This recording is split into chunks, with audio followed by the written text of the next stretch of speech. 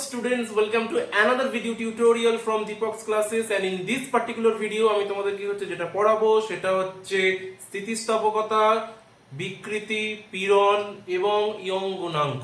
তোমরা ভিডিওটি শেষে স্থিতিস্থাপকতা সম্পর্কে পীড়ন, ইয়ং গুণাঙ্ক এবং বিকৃতি সম্পর্কে একটি সম্পূর্ণ ধারণা পেয়ে যাবে। যেই টপিকটি তোমাদের পরীক্ষার জন্য খুবই একটি গুরুত্বপূর্ণ টপিক, এটা সাধারণত অল্টারনেটিভ ইয়ারের স্টুডেন্টসরা কিন্তু পরীক্ষায় পেয়ে থাকে। তো প্রথমে আমি তোমাদেরকে অবশ্যই বলবো ভিডিওটি তোমরা লাইক করো, ভিডিওটি বন্ধুদের মধ্যে শেয়ার করো এবং অবশ্যই যারা আমার চ্যানেল এখনো সাবস্ক্রাইব করোনি তারা অবশ্যই আমার চ্যানেল সাবস্ক্রাইব করো। তো চলো শুরু করা যাক। স্থিতিস্থাপকতা সম্পর্কে আমরা কি বুঝি?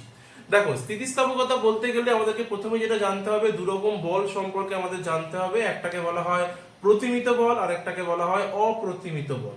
প্রতিমিত বল আর অপ্রতিমিত বল মানে কি না, যখন কোনো একটি বল অপ্রতিমিত বল হবে সেই অপ্রতিমিত বলটি বস্তুর ত্বরণ ঘটাবে, আর প্রতিমিত বল যেটা সেটা কিন্তু বস্তুর বিকৃতি ঘটাবে।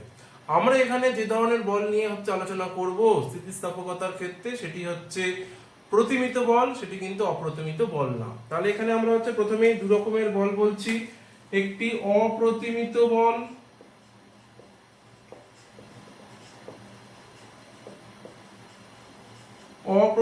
বল আর একটা আমরা দেখছি প্রতিমিত বল।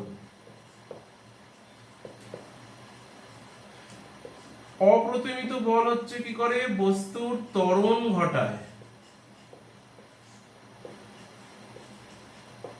আর প্রতিমিত বল বস্তুর বিকৃতি বা বস্তুর আকারের পরিবর্তন ঘটায়। আমরা এখন স্থিতিস্থাপকতা পড়তে গেলে যেই বলটাকে ফোকাস করব সেটা প্রতিমিত বল। দেখো, এই প্রতিমিত বলের অপ্রতিমিত বলের একটা উদাহরণ দিলে তোমরা সবাই বুঝতে পারবে। সাপোজ মনে করো তুমি একটি রবারের বলকে তুমি ঠেলে দিলে, রবারের বলটা একটি নির্দিষ্ট দিকে চলতে শুরু করলো, এই বলটাকে বলা হবে অপ্রতিমিত বল, যেটা তুমি দান করার পরে বস্তুটি চলতে শুরু করলো। আর নেক্সট যেটা আমরা বলছি সেটা প্রতিমিত বল। সাপোজ মনে করো রবারের বলটাকে তুমি হাতে ধরে এরকম ভাবে চিপলে, সেই চেপার ফলে বস্তুটির আকারের বা রবারের বলটির আকারের একটি পরিবর্তন হলো, এইটাকে বলা হবে প্রতিমিত বল। আমরা এখানে যেটা পড়বো সেটা প্রতিমিত বল সম্পর্কে পড়বো। তো প্রতিমিত বল সম্পর্কে পড়ার পর আমরা জানতে পারলাম যে প্রতিমিত বল কাকে বলে, যেটা বস্তুর আকারের পরিবর্তন ঘটায়। এখন আমরা যেটা পড়বো সেটা বস্তুর স্থিতিস্থাপকতা, বা যেটাকে ইংলিশে বলা হয় ইলাস্টিসিটি কাকে বলে। স্থিতিস্থাপকতা বা ইলাস্টিসিটি মানে যখন কোনো একটি বস্তুকে কোনো প্রতিমিত বল দ্বারা তার আকারের পরিবর্তন করার চেষ্টা করা হবে, তখন বস্তুটি সেই আকারের পরিবর্তনে যে বাধা দেবে সেই ধর্মটাকে বলা হবে স্থিতিস্থাপকতা।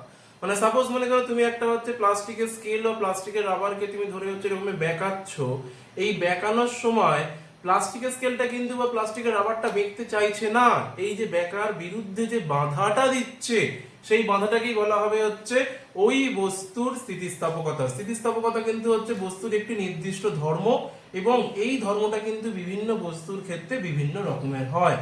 এখানে আমরা স্বভাবতই দেখে বুঝতে পারবো, হয়তো রবার আর ইস্পাতের মধ্যে তোমরা হয়তো ভাববে যে রবারের স্থিতিস্থাপকতা বেশি ইস্পাতের থেকে, কিন্তু না। পরীক্ষায় কোশ্চেনটা দেয় যে রবার ও ইস্পাতের মধ্যে কার স্থিতিস্থাপকতা বেশি, সেটি উদাহরণ সহ ব্যাখ্যা করো।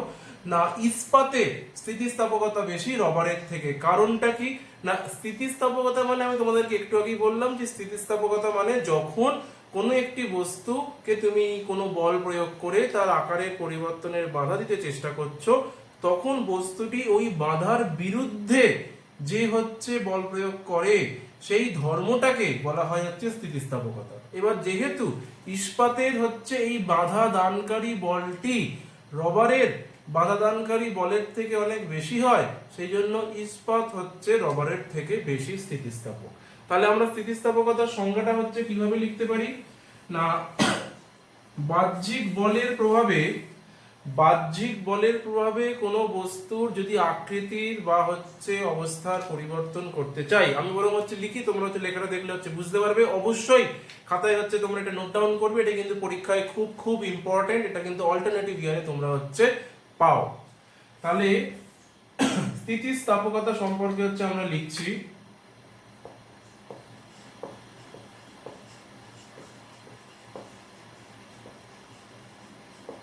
স্থিতিস্থাপকতাতে আমরা যে বলটা প্রয়োগ করছি সেটা হচ্ছে প্রতিমিত বল। তাহলে বাহ্যিক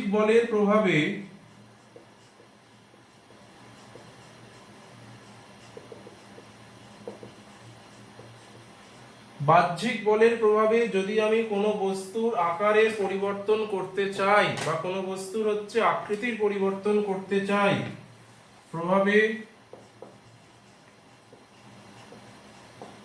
কোনো বস্তুর আকৃতি বা আকারের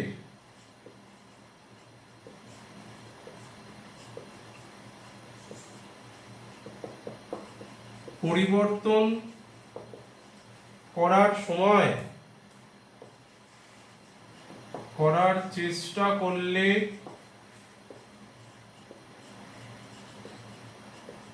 বস্তুটি কি করবে না, বস্তুটি একটি বাধা দেওয়ার চেষ্টা করে।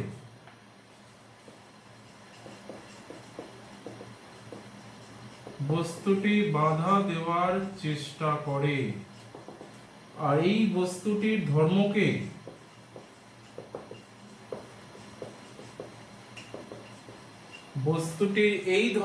বলা হয় হচ্ছে স্থিতিস্থাপকতা। এই ধর্মকে বলে ওই বস্তুর উপাদানের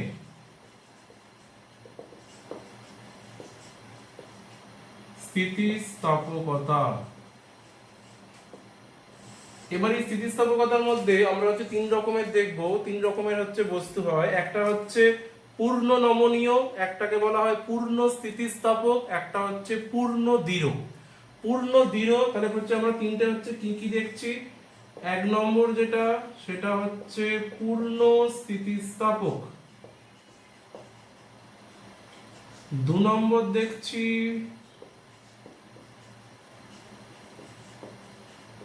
পূর্ণ নমনীয়, আর একটা হচ্ছে পূর্ণ দৃঢ় বস্তু। এবার এই তিনটে হচ্ছে জিনিস, তিনটে বস্তু কিরকম না, যেটা পূর্ণ স্থিতিস্থাপক সেটি তুমি যদি আকারের বা আকৃতির পরিবর্তন করো, তারপর তুমি যদি হচ্ছে বলটা হচ্ছে সরিয়ে দাও, তাহলে সেটি পুনরায় তার পূর্বাবস্থায় সম্পূর্ণ রূপে ফিরে আসবে। কোন রকম হচ্ছে তার আকারের বিকৃতি হচ্ছে আর বর্তমান থাকবে না যদি তুমি বলটা হচ্ছে সরিয়ে দাও। সেটা পূর্ণ স্থিতিস্থাপক। পূর্ণ হচ্ছে নমনীয় কি, পূর্ণ নমনীয় মানে হচ্ছে যখন কোনো বস্তুকে তুমি আকারে পরিবর্তন করার চেষ্টা করলে কোনো বল প্রদান করে, প্রতিমিত বল প্রদান করে, এখন তুমি যদি প্রতিমিত বলটাকে সরিয়ে দাও তাহলে বস্তুটি সম্পূর্ণরূপে তার আগের অবস্থায় ফিরে আসতে পারবে না।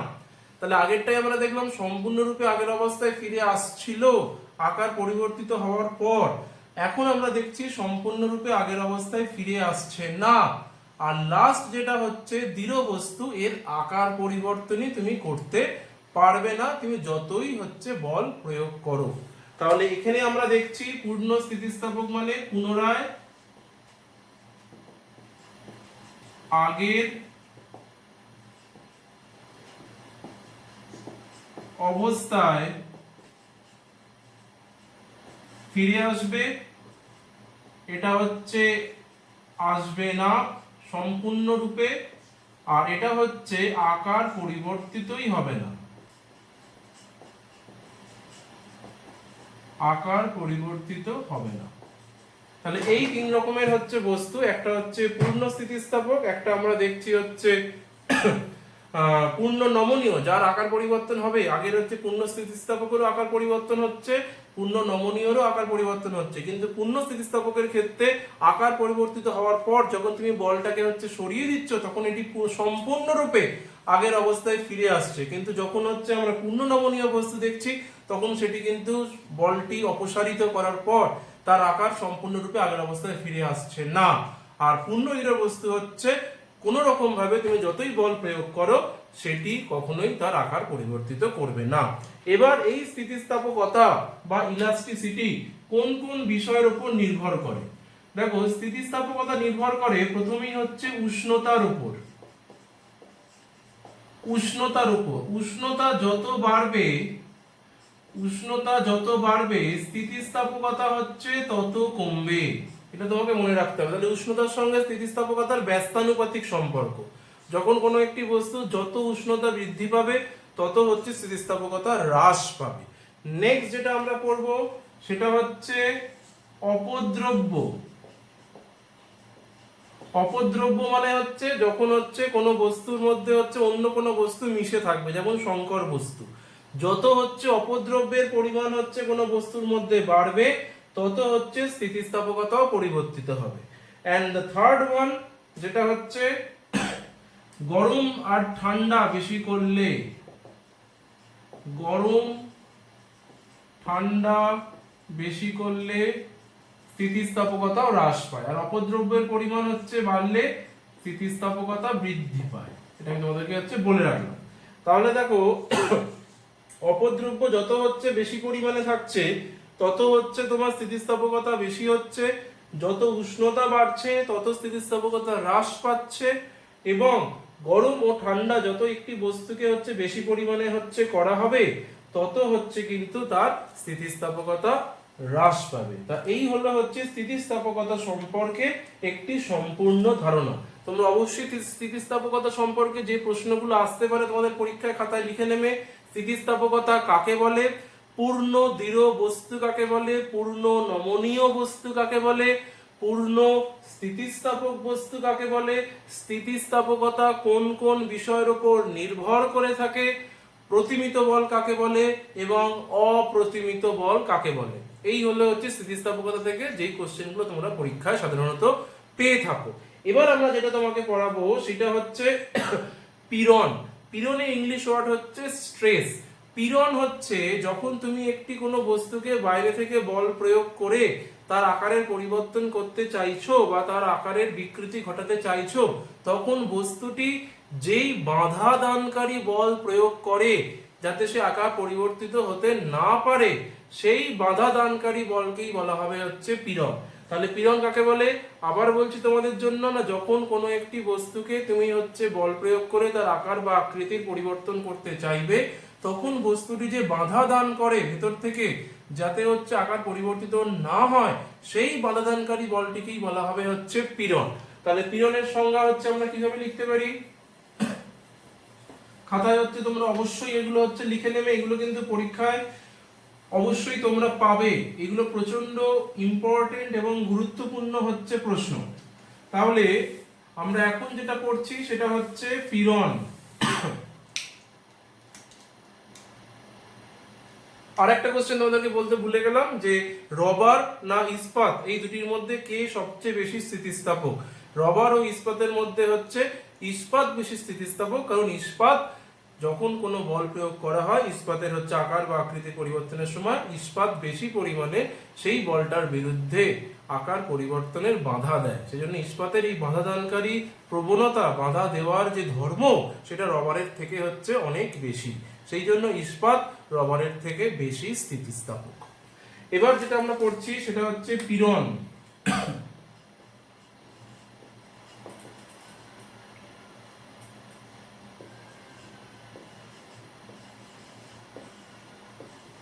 পীড়ন মানে বললাম কি না, যে বাধা দানকারী বল।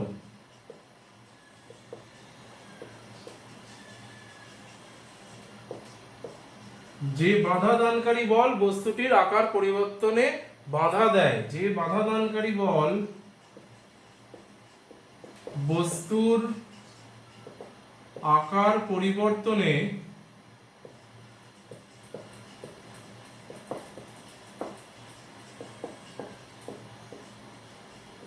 বাধা দেয়, সেই বাধা দানকারী বলটিকেই বলা হবে হচ্ছে পীড়ন। এবার পীড়নের হচ্ছে পরিমাপ করা হয় কি করে, না পীড়নকে বেসিক্যালি পরিমাপ করা হয় না সাম্যাবস্থায় কোনো বস্তুর একক ক্ষেত্রফলে যতটা হচ্ছে প্রযুক্ত বল সেটাই হচ্ছে তার পীড়ন। তাহলে সাম্যাবস্থায় সংজ্ঞাটা তোমরা এরকম ভাবে লিখতে পারো, সাম্যাবস্থায় বস্তুর একক ক্ষেত্রফলে প্রযুক্ত বলকে বলে পীড়ন।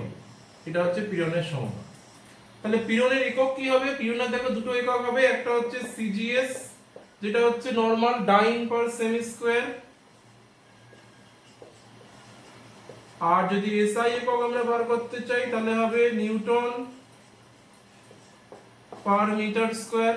যদি হচ্ছে পীড়নের হচ্ছে আমরা মাত্রীয় সংকেত বার করতে চাই বা মাত্রা যদি বার করতে চাই তাহলে কি হবে m l -1 t to the power -2। এই তিনটে কিন্তু শর্ট কোশ্চেন তোমাদের পরীক্ষার জন্য খুব ইম্পর্টেন্ট। পীড়ন কাকে বলে, পীড়নের হচ্ছে সিজিএস ও এসআই একক কি, পীড়নের হচ্ছে মাত্রা কি। এবার আমরা চলে যাব স্থিতিস্থাপক সীমা বলতে হচ্ছে আমরা কি বুঝি। নেক্সট আমরা যেটা পড়বো সেটা হচ্ছে স্থিতিস্থাপক সীমা।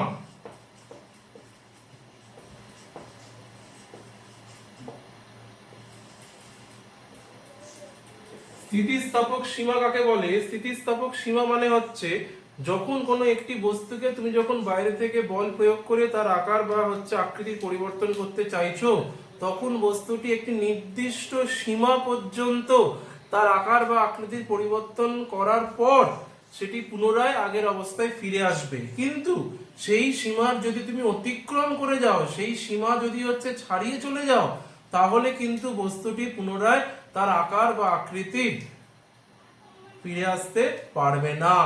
এই যতটা তুমি হচ্ছে তার আকার বা আকৃতির পরিবর্তন করলে সে আগের অবস্থায় ফিরে আসতে পারবে, সেই পরিমাপটিকে বা সেই সীমাটিকে বলা হবে হচ্ছে ওই বস্তুটির স্থিতিস্থাপক সীমা। তো স্থিতিস্থাপক সীমার হচ্ছে আমরা সংজ্ঞাটা হচ্ছে কিভাবে লিখতে পারি দেখো, দেখে নেওয়া যাক। স্থিতিস্থাপক সীমা প্রতিটি বস্তু, আমরা এরকম ভাবে সংজ্ঞাটা লিখব, প্রতিটি বস্তু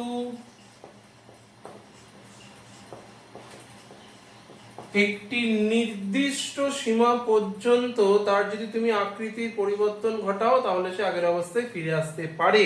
তাহলে প্রতিটি বস্তুর একটি নির্দিষ্ট সীমা পর্যন্ত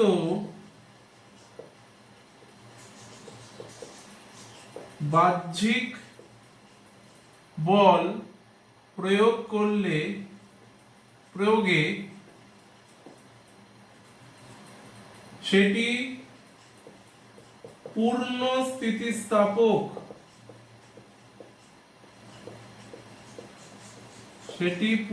স্থিতিস্থাপক, বস্তু রূপে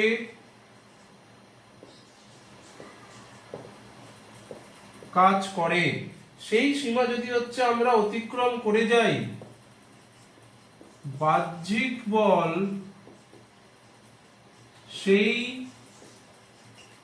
সীমাটি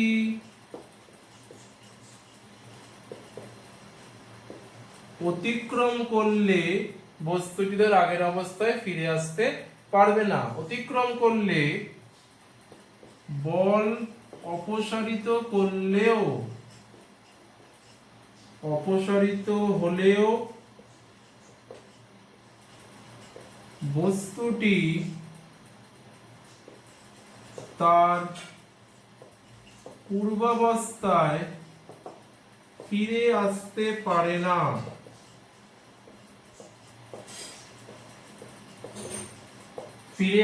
পারে না। এই নির্দিষ্ট সীমাটিকে বলা হয় হচ্ছে, এবং যে বিকৃতিটা ঘটবে সেটা স্থায়ী বিকৃতি। স্থায়ী মানে হচ্ছে এটার চেঞ্জ হয়ে আগের অবস্থায় ফিরে আসবে না। সাপোজ মনে করো তুমি একটা গার্ডারকে তুমি অনেক হচ্ছে জোরে টানলে, একটা সার্টেন হচ্ছে টান পর্যন্ত তুমি হচ্ছে যদি টানো সেটা আগের অবস্থায় ফিরে আসবে। কিন্তু হচ্ছে যদি হচ্ছে এমন কোন ইলাস্টিক বস্তু যেটাকে তুমি অনেক দূর পর্যন্ত টানলে তারপর হচ্ছে যদি ছাড়ো সেটা দেখবে হচ্ছে আর আগের অবস্থায় ফিরে আসছে না, এরকম লম্বাই থেকে যাচ্ছে। ফলে কি ঘটে? ফলে স্থায়ী বিকৃতি ঘটে।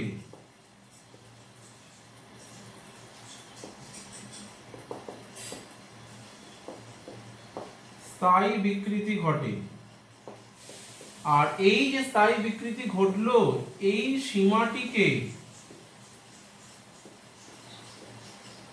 সীমাটিকে বলে স্থিতিস্থাপক সীমা।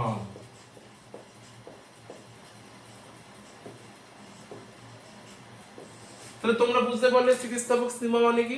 স্থিতিস্থাপক সীমা মানে একটা লিমিট, একটা হচ্ছে স্কেল, যেই হচ্ছে লিমিটের বা যেই সীমার যদি তুমি বেশি পরিমাণে কোনো একটি বস্তুকে যদি হচ্ছে বল প্রয়োগ করে আকৃতির পরিবর্তন করতে চাও, তাহলে বস্তুটির বিকৃতি ঘটবে, কিন্তু বস্তুটি আর পূর্বাবস্থায় ফিরে আসতে পারবে না। তখন বস্তুটির বিকৃতিটাকে স্থায়ী বিকৃতি বলা হবে। এবং যেই সীমা পর্যন্ত বস্তুটিকে তুমি বল প্রয়োগ করার পরেও আগের অবস্থায় ফিরে আসতে পারে, সেই সীমাটিকে, শেষ সীমাটিকে বলা হবে স্থিতিস্থাপক সীমা। কারণ স্থিতিস্থাপক সীমার পরে যদি তুমি আরো বস্তুটিকে বল প্রয়োগ করো বিকৃতি করার জন্য, তাহলে যে বিকৃতিটি ঘটবে স্থিতিস্থাপক সীমার পরে, সেই বিকৃতিটি কিন্তু স্থায়ী বিকৃতি, সেটি কখনোই আর আগের অবস্থায় ফিরে আসবে না। এবার আমরা যে সংজ্ঞাটা করব সেটা বিকৃতি বলতে আমরা কি বুঝি। অনেকক্ষণ ধরে আমরা বিকৃতি বা আকারের পরিবর্তন সম্পর্কে পড়ে যাচ্ছি। তো বিকৃতি বলতে আমরা কি বুঝি? বিকৃতি মানে কিছুই না, যখন তুমি কোনো একটি বস্তুকে বাহ্যিক বল দ্বারা তার আকার পরিবর্তনের চেষ্টা করছো, তখন সেই বস্তুটির প্রতি একক দৈর্ঘ্যের তুলনায় বা প্রতি একক আয়তনের তুলনায় যতটা দৈর্ঘ্য পরিবর্তিত হলো বা যতটা আয়তন পরিবর্তিত হলো, তাকেই বলা হবে ওই বস্তুটির বিকৃতি। তাহলে বিকৃতির সংজ্ঞা আমরা কিভাবে লিখতে পারি? তোমাদেরকে এইমাত্র বললাম যে কোন বস্তুকে বল প্রয়োগ করলে তার একক দৈর্ঘ্য, যদি আমরা বিকৃতিটা দৈর্ঘ্যতেও মাপা যায়, বিকৃতিটা আয়তনেও মাপা যায়, তাহলে যখন কোনো বস্তুটিকে আমরা বল প্রয়োগ করে দৈর্ঘ্যের বিকৃতি মাপছি, তাহলে প্রাথমিক দৈর্ঘ্যের তুলনায় কতটা দৈর্ঘ্য পরিবর্তিত হলো সেটা মাপবো। যদি আমরা আয়তনের পরিবর্তন দেখি, তাহলে প্রাথমিক আয়তনের তুলনায় কতটা আয়তন পরিবর্তিত হলো সেটা মাপবো। তাহলে বিকৃতিকে কিভাবে লেখা যায় সংজ্ঞাতে?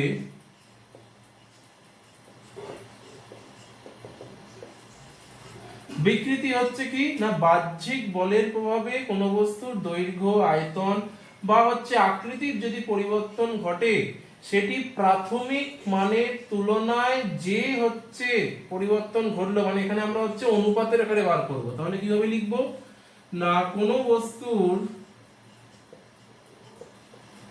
কোনো বস্তুকে বাহ্যিক বল প্রয়োগ করে তার দৈর্ঘ্যের বা আয়তনের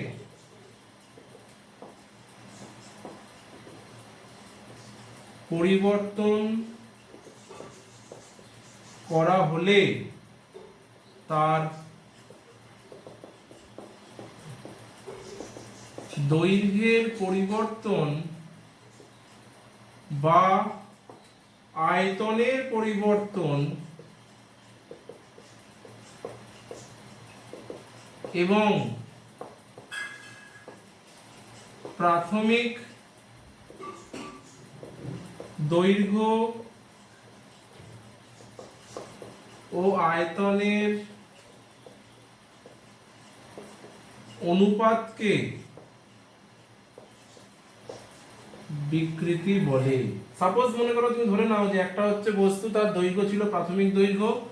সাপোজ ধরে নাও একটি বস্তুর প্রাথমিক দৈর্ঘ্য ছিল মনে করো এল, আর দৈর্ঘ্য যে পরিবর্তিত হলো, দৈর্ঘ্য পরিবর্তন হলো, মনে করো আমরা এটাকে ডেল্টা এল দিয়ে প্রকাশ করছি। কতটা দৈর্ঘ্য পরিবর্তিত হলো? Delta L. তাহলে বিকৃতি কি হবে?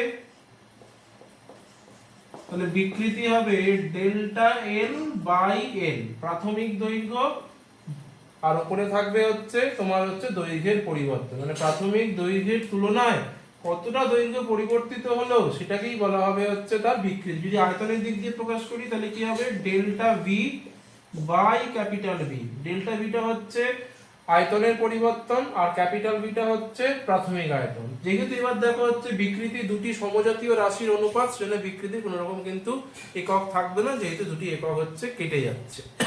তাহলে এই গেল বিকৃতি কাকে বলে। বিকৃতির দুটো ভাগ, একটা দেখলাম অনুদৈর্ঘ্য বিকৃতি, একটা দেখলাম আয়তন বিকৃতি। তাহলে বিকৃতির মধ্যে একটা দেখলাম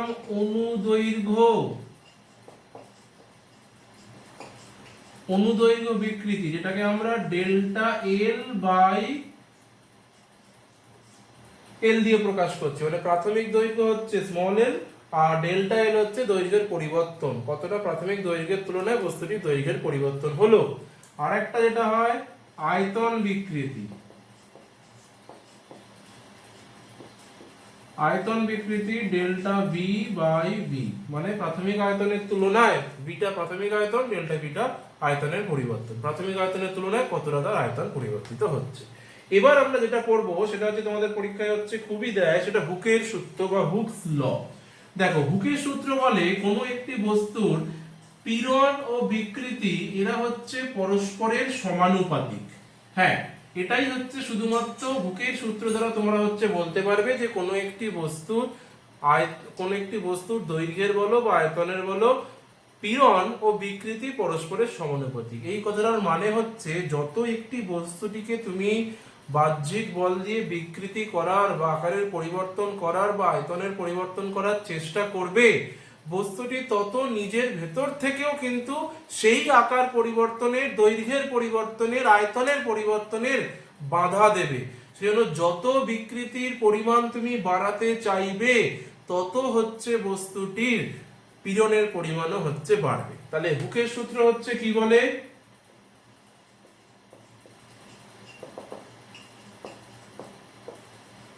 হুকের সূত্র বলে কোনো একটি হচ্ছে বস্তুর ক্ষেত্রে, কিন্তু এখানে তোমাদের মনে রাখতে হবে সমস্ত বস্তুর এখানে কিন্তু যা আমরা কাজ করছি সব স্থিতিস্থাপক সীমার মধ্যে, স্থিতিস্থাপক সীমার বাইরে কিন্তু নয়।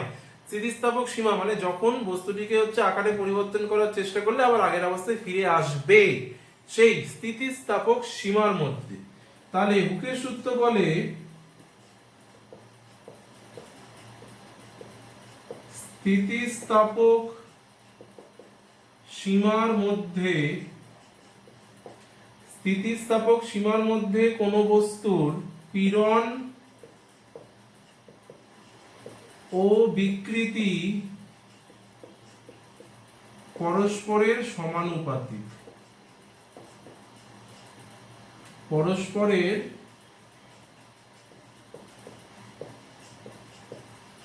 সমানুপাতিক। তাহলে এখানে আমরা লিখতে পারি পীড়ন সমানুপাতিক বিকৃতি, বা যদি আমি এটা ইকুয়ালস টু আনতে চাই পীড়ন ভাগ করছি বাই বিকৃতি ইজ ইকুয়াল টু, এখানে আমরা এটা কি আনতে হবে, ধ্রুবক আনতে হবে। এই ধ্রুবকটাকেই বলা হয় হচ্ছে তোমার কি, এই ধ্রুবকটাকেই হচ্ছে বলা হয় স্থিতিস্থাপক গুণাঙ্ক। এই ধ্রুবকটাকেই বলা হবে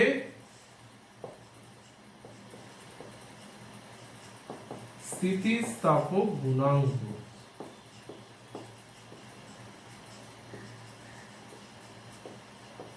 তোমাদের পরীক্ষায় দেবে কোশ্চেন স্থিতিস্থাপক গুণাঙ্ক বলতে কি বোঝো, বা হচ্ছে হুকের সূত্রটি বর্ণনা করো।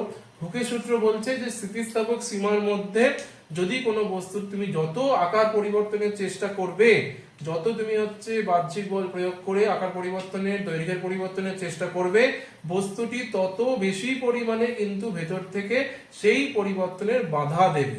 এবং তাহলে এখানে আমরা দেখতে পাচ্ছি বস্তু বিকৃতি ও পীড়ন পরস্পরের সমানুপাতিক, একটা বাড়লে আর একটাও হচ্ছে বাড়ছে।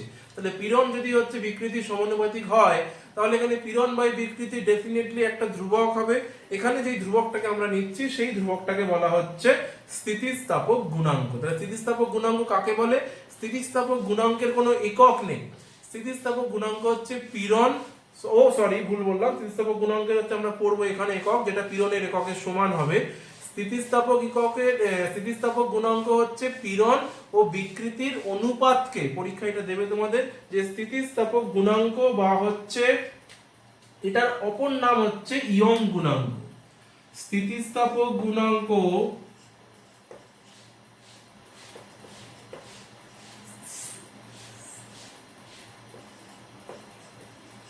স্থিতিস্থাপক গুণাঙ্ক বা এর অপর নাম যেটা আমাদের পড়তে হয় তার নাম ইয়ং গুণাঙ্ক। স্থিতিস্থাপক গুণাঙ্ক বা ইয়ং গুণাঙ্ক কাকে বলছে না, স্থিতিস্থাপক গুণাঙ্ক বা ইয়ং গুণাঙ্ক মানে পীড়ন ও বিকৃতির যে অনুপাত, পীড়ন ও বিকৃতির যে অনুপাত তাকেই বলা হবে হচ্ছে ইয়ং গুণাঙ্ক। কিন্তু এটা তোমাদেরকে হচ্ছে বলার আগে একটা শব্দ ইউজ করতে হবে, যেটা হচ্ছে স্থিতিস্থাপক সীমার মধ্যে। তাহলে সম্পূর্ণ সংজ্ঞাটা কি হবে? স্থিতিস্থাপক গুণাঙ্ক বা ইয়ং গুণাঙ্কের স্থিতিস্থাপক সীমার মধ্যে কোনো একটি বস্তুর পীড়ন ও বিকৃতির যে অনুপাত, সেই অনুপাতটিকে বলা হবে ওই বস্তুটির ইয়ং গুণাঙ্ক বা স্থিতিস্থাপক গুণাঙ্ক। এর একক কি হবে? দেখো, এর সিজিএস এসআই একক হচ্ছে সম্পূর্ণ সেম হবে কার সাথে? পীড়নের সাথে। কেন? কারণ দেখো, দুদিকে যদি আমি ভাগ করি, পীড়নের একক কি? এসআই তে নিউটন পার মিটার স্কয়ার, আর এর কি আমরা এখানে বিকৃতি দেখেছিলাম কি? Delta L by L. দুটোই তো দৈর্ঘ্য, তাহলে এখানে আমরা লিখতে পারি ডেল্টা এল বাই এল। এটা তো কেটে যাচ্ছে, তাহলে কি পড়ে থাকছে? Newton per metre square. এটা হচ্ছে কি? এসআই একক। আর যদি সিজিএস একক করি তাহলে কি হবে? ডাইন পার সেমি স্কয়ার বাই, এখানেও কি হবে? সেমি বাই সেমি, তো ডেল্টা এল বাই এল, এখানেও কেটে যাচ্ছে, তাহলে কি হচ্ছে? ডাইন পার সেমি স্কয়ার, ডাইন পার সেমি স্কয়ার। তাহলে দেখো, ইয়ং গুণাঙ্কের একক কিন্তু সম্পূর্ণরূপে সেম পীড়নের এককের সাথে, কিন্তু ইয়ং গুণাঙ্কের সংজ্ঞাটা কিন্তু পীড়নের সংজ্ঞা থেকে আলাদা। ইয়ং গুণাঙ্ক একটি অনুপাত। কার অনুপাত? পীড়ন ও হচ্ছে বিকৃতির যে অনুপাত, সেই পীড়ন ও বিকৃতির যে হচ্ছে অনুপাত, তাকেই বলা হবে হচ্ছে তোমার ইয়ং গুণাঙ্ক। এখানে তোমাদের একটা পরীক্ষায় কোশ্চেন দেয় যে পিতলের ইয়ং গুণাঙ্ক। কোশ্চেনটা হচ্ছে লিখে রাখো, পরীক্ষায় খুব আসে পরীক্ষায়, যে পিতলের ইয়ং গুণাঙ্ক। কোশ্চেনটা আমি তোমাদের জন্য লিখে দিচ্ছি। পিতলের ইয়ং গুণাঙ্ক 9.8 ডাইন পার সেমি স্কয়ার বলতে কি বোঝো? এইটা কিন্তু পরীক্ষায় কোশ্চেনটা দেয়। এটা মানে হচ্ছে পিতলের ইয়ং গুণাঙ্ক 9.8 পার সেমি স্কয়ার বলতে হচ্ছে আমরা বুঝি, যদি তুমি কোনো একটি পিতলের তারের যদি হচ্ছে অনুদৈর্ঘ্য বিকৃতি ঘটাতে চাও, তাহলে পিতলের প্রতি সেন্টিমিটার স্কয়ার ক্ষেত্রফল যুক্ত অঞ্চলে, আবার বলছি, পিতলের যদি তুমি দৈর্ঘ্যের, এখানে পিতলের হচ্ছে দৈর্ঘ্যের যদি তুমি অনুদৈর্ঘ্য বিকৃতি ঘটাতে চাও, তাহলে পিতলের দৈর্ঘ্যের প্রতি সেন্টিমিটার স্কয়ার ক্ষেত্রফলে, প্রতি সেন্টিমিটার স্কয়ার ক্ষেত্রফলে 9.8, এটা আমার লেখা একটু ভুল হয়েছে, 9.8 ইন্টু 10 টু দি পাওয়ার 11, 9.8 ডাইন বল প্রয়োগ করতে হবে। আবার বলছি, পিতলের যদি তুমি হচ্ছে অনুদৈর্ঘ্য বিকৃতি ঘটাতে চাও, তাহলে পিতলের প্রতি সেন্টিমিটার বর্গক্ষেত্র, প্রতি সেন্টিমিটার স্কয়ার ক্ষেত্রফল বিশিষ্ট অঞ্চলে 9.8 ইন্টু 10 টু দি পাওয়ার 11 ডাইন বল প্রয়োগ করতে হবে। এটাই কিন্তু এই লাইনটার হচ্ছে মানে, বা এই কোশ্চেনটা কিন্তু তোমাদের পরীক্ষায় আসবে। এবার পরীক্ষায় আরেকটা কোশ্চেন দেয় যে সাধারণ স্প্রিং ইস্পাতের তৈরি হয় বা স্টিলের তৈরি হয়, তামার তৈরি হয় না কেন? এর সিম্পল উত্তর হচ্ছে লুকিয়ে আছে ইয়ং গুণাঙ্কের মধ্যে। তার কারণ ইয়ং গুণাঙ্ক ইস্পাতের হচ্ছে বেশি তামার থেকে। তামার থেকে ইস্পাতের ইয়ং গুণাঙ্ক অনেক বেশি হয়, সেই জন্য ইস্পাত হচ্ছে বেশি পরিমাণে হচ্ছে আগের অবস্থায় ফিরে আসার প্রবণতা দেখায়, সেই জন্য ইস্পাতের স্প্রিং বেশি ব্যবহারযোগ্য, বা স্প্রিং ইস্পাত দিয়ে তৈরি করা হয়, তামা দিয়ে তৈরি করা হয় না। তার কারণ ইস্পাতের ইয়ং গুণাঙ্কের মান তামার ইয়ং গুণাঙ্কের মানের থেকে অনেক অনেক হচ্ছে বেশি, বা বলতে পারো ইস্পাত তার দৈর্ঘ্য পরিবর্তনে বেশি পরিমাণে বাধা দেয়। ইস্পাতের পীড়ন হচ্ছে অনেক তামার থেকে হচ্ছে বেশি। এরপর আরো তিনটে জিনিস আমাদেরকে পড়তে হয়, একটা হচ্ছে ভঙ্গুরতা, একটা হচ্ছে প্রসার্যতা, আর একটা জিনিস আমাদের পড়তে হয় নমনীয়তা। তাহলে কি কি জিনিস পড়তে হবে? একটা পড়তে হবে ভঙ্গুরতা,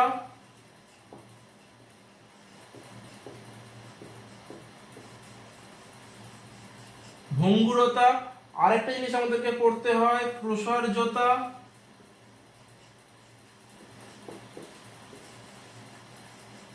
আরেকটা জিনিস যেটা আমাদের পড়তে হয় সেটা হচ্ছে নমনীয়তা।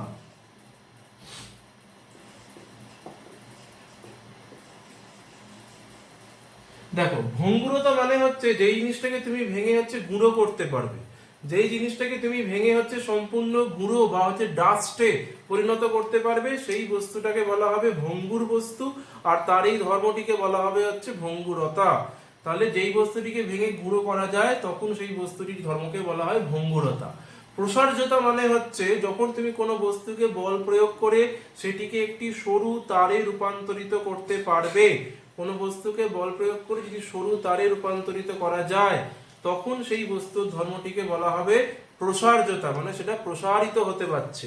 আর লাস্টের যেটা আছে সেটা হচ্ছে নমনীয়তা।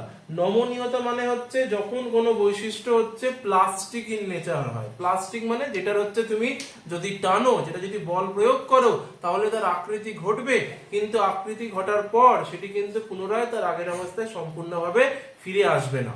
ভঙ্গুরতা গুঁড়ো করতে পারবে, প্রসার্যতা টেনে তুমি হচ্ছে সরু তারে পরিণত করতে পারবে, নমনীয়তা তুমি বল প্রয়োগ করে আকার পরিবর্তন করতে পারবে, কিন্তু আকার পরিবর্তন করার পর বস্তুটি পুনরায় তার আগের অবস্থায় ফিরে আসবে না। তো এই গেল হচ্ছে ভঙ্গুরতা, প্রসার্যতা এবং নমনীয়তা, তার সাথে হুকের সূত্র ও ইয়ং গুণাঙ্ক সম্পর্কে হচ্ছে একটি সম্পূর্ণ ধারণা। এখান থেকে যে কোশ্চেনগুলো বেসিক্যালি আসে সেটা হচ্ছে ইয়ং গুণাঙ্ক কাকে বলে, পিতলের ইয়ং গুণাঙ্ক 9.8 ইন্টু 10⁻11 ডাইন পার সেমি স্কোয়ার বলতে কি বোঝো, যেটা বললাম যে পিতলের, আবার বলে দিচ্ছি তোমাদের জন্য, পিতলের অনুদৈর্ঘ্য প্রতি একক অনুদৈর্ঘ্য, এই উত্তরটাই বরং লিখেই দিই তোমাদের বুঝতে হচ্ছে সুবিধা হবে। পিতলের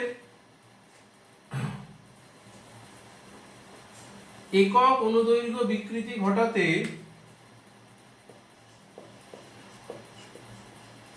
পিতলের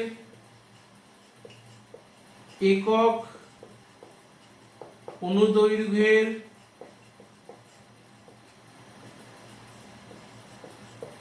বিকৃতি ঘটাতে তার 1 সেন্টিমিটার স্কোয়ার ক্ষেত্রফলে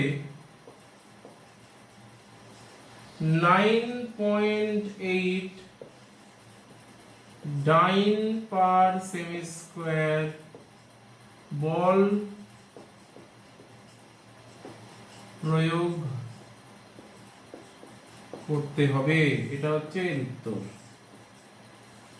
নেক্সট যেটা বললাম যে হচ্ছে ইস্পাতের হচ্ছে স্প্রিং কেন ব্যবহার করা হয়, তামার স্প্রিং কেন বেশি ব্যবহার করা হয় না, ইস্পাতের ইয়ং গুণাঙ্ক বেশি বলে, পীড়ন কাকে বলে, বিকৃতি কাকে বলে, ইয়ং গুণাঙ্ক কাকে বলে, স্থিতিস্থাপক সীমা কাকে বলে, এবং সবার শেষে হুকের সূত্র, এবং হুকের সূত্র থেকে আমরা কি করে ইয়ং গুণাঙ্কের ধারণাটা হচ্ছে পেয়ে থাকি।